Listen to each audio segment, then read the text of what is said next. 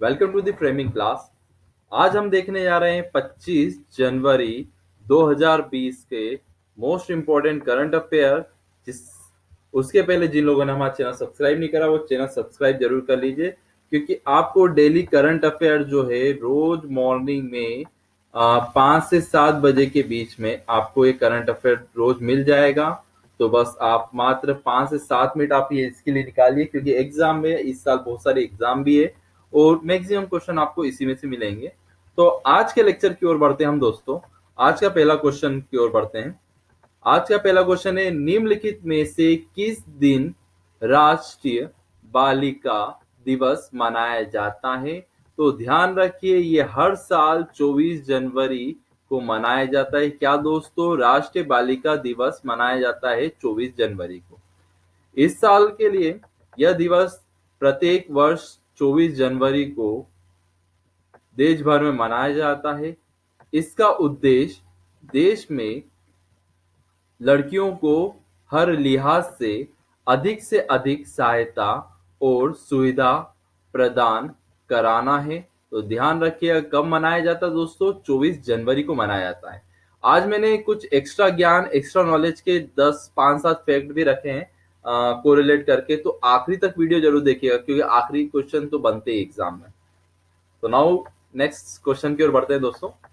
निम्नलिखित में से किस राज्य द्वारा हाल ही में मुख्यमंत्री कृषक दुर्घटना कल्याण योजना का आरंभ किया गया है? तो ये योजना जो है कहां पर चलाई गई है? तो दोस्तों ध्यान रखिएगा, उत्तर प्रदेश सरकार द्वारा मुख्यमंत्री कृषक दुर्घटना कल्याण योजना का शुभारंभ करा गया है। देखिए, उत्तर प्रदेश सरकार द्वारा मुख्यमंत्री कृषक दुर्घटना बीमा योजना आरंभ की गई है।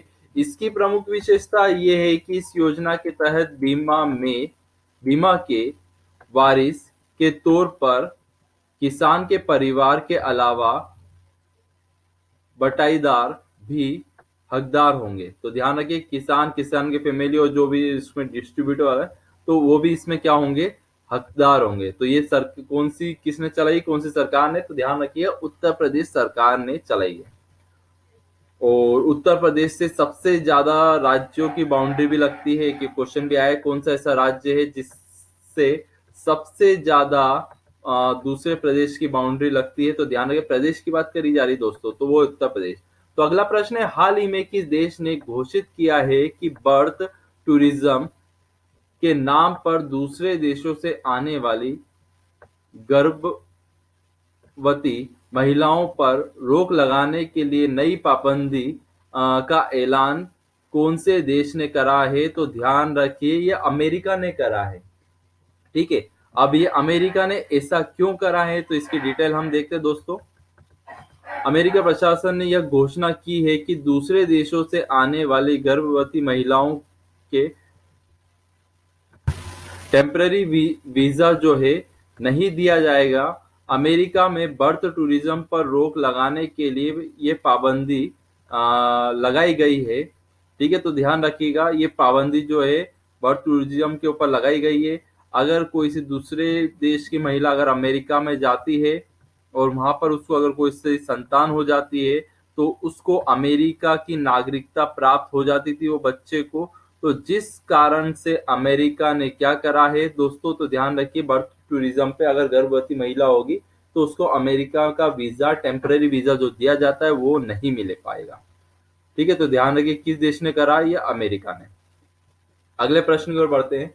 हाल ही में किस राज्य में 644 उग्रवादियों ने मुख्यमंत्री के सामने आत्मसमर्पण किया है?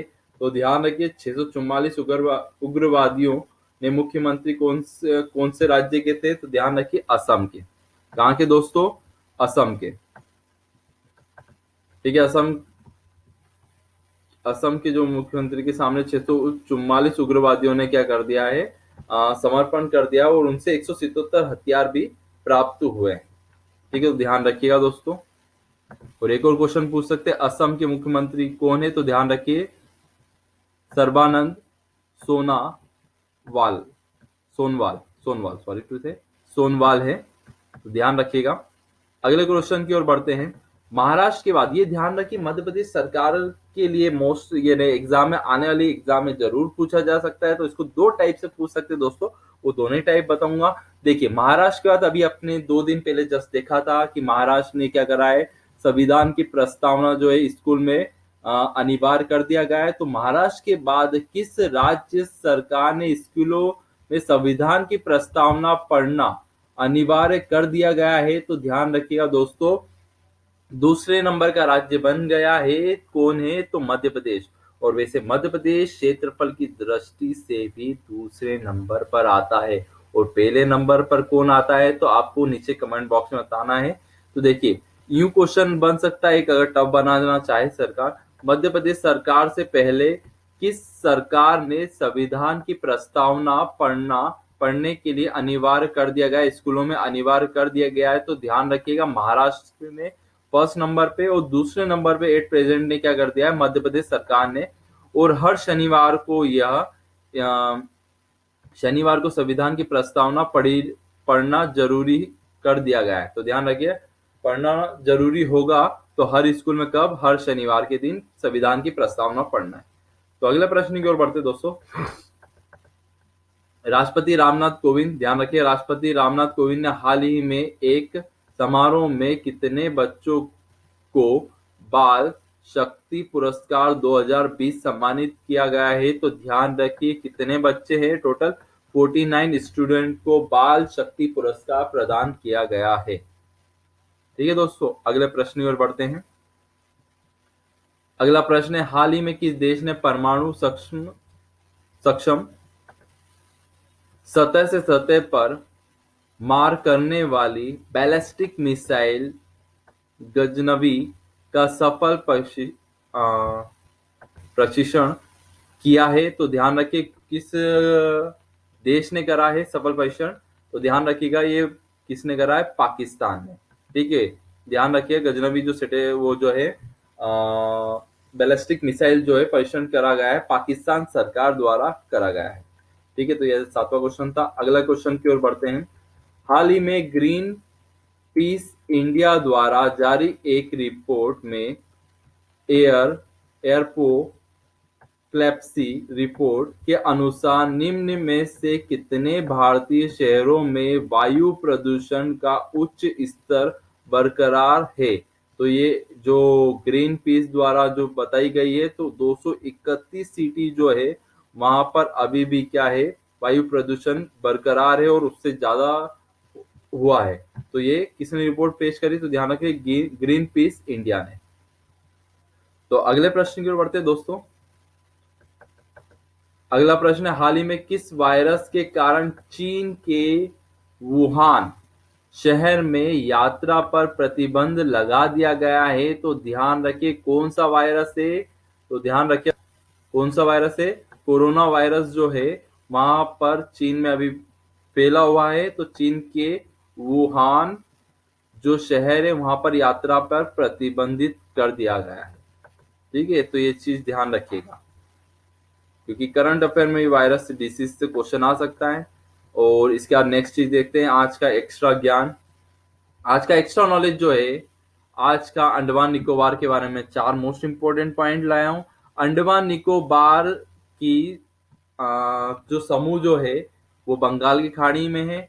इसकी सबसे ऊंची चोटी जो है वो उसका नाम क्या है? तो ध्यान रखिएगा इसकी सबसे ऊंची चोटी का नाम है सेंट्रल पीक, इसका नाम है। और अगला अंडमान निकोबार की जो कैपिटल है वो क्या है आपकी, पोर्ट ब्लेयर है। और इसके बाद एक और जो क्वेश्चन बनता है अंडमान निकोबार का, तो ध्यान रखिए बेरन द्वीप पर, ध्यान रखिए पीएससी में 2016 या 17 में क्वेश्चन आया था, बेरन ज्वालामुखी जो है भारत का एकमात्र सक्रिय ज्वालामुखी है, वो कौन से द्वीप पर है?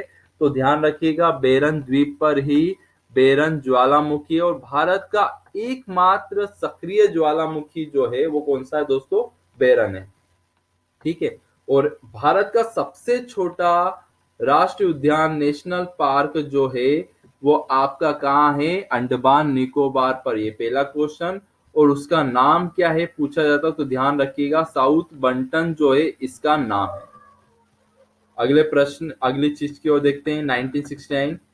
ठीक है, पहली बात ध्यान रखिए, इसरो का फुल फॉर्म आता है तो इंडियन स्पेस, क्योंकि एक ऑप्शन में देता है इंडियन सैटेलाइट, तो आप ध्यान रखिएगा, जल्दबाजी में गलती मत करिएगा। इंडियन स्पेस रिसर्च ऑर्गेनाइजेशन इसका फुल फॉर्म होगा। इसरो की स्थापना ध्यान रखिएगा 69 में हुई थी। कब हुई थी दोस्तों? 1969 में इसरो की स्थापना। और 1969 इसलिए मैं बता रहा हूं कि मोस्ट इंपॉर्टेंट, क्योंकि इस समय 69 को 14 बैंकों का राष्ट्रीयकरण भी 1969 में हुआ था। सीआईएसएफ की स्थापना भी 1969 में हुई थी। और नील आर्मस्ट्रॉन्ग भी चांद पर जो गए थे तो वो 1969 ईयर में ही गए थे, जिस कारण से इन चारों के जो आंसर होते हैं वो क्या आएगा दोस्तों? 1969। तो ये थे अलग से एक्स्ट्रा ज्ञान। आपको ये वीडियो कैसा लगा जरूर बताइएगा। Thank you so much for subscribing.